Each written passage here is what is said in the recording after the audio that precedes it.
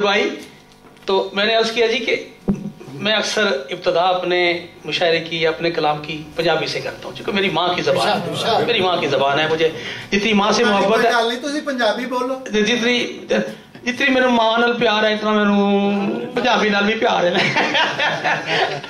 तो मैं ते प्यार निभावन दी सो रब दी खादी यार।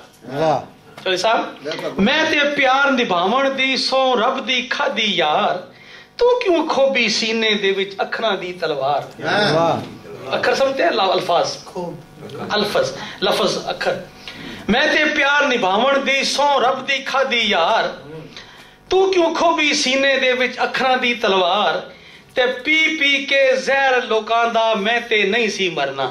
वाह, पी पी के जहर लोकां दा मैं ते नहीं सी मरना, तेरी हिक निक्की जी गल ने मैनू दिता मार, ते शो दरिया च तेरे लई मैं खे दिती सी बेड़ी। सलीम साहब भी बहुत अच्छे पंजाबी दे शायर माशाल्लाह, अच्छा लिखते हैं। शो दरिया च तेरे लई मैं खे दिती सी बेड़ी, मेरी थां तू कच्चे घड़े ते कीता जे इतवार।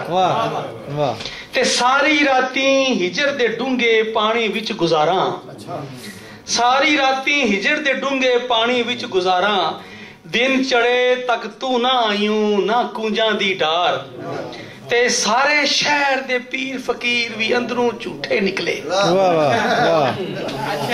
सारे शहर दे पीर फकीर भी अंदरों झूठे निकले, सड़ के होया सुआ मिट्टी जद फूक दिती तू मार, ते मकता है दुख दा मींह कदी ना वसदा, दुख दा मींह कदी ना वसदा, वेड़े साडे जे तैनू आ जांदी जे समझ अमजद कीता सच्चा प्यार। ते जनाब आपकी पुरजोर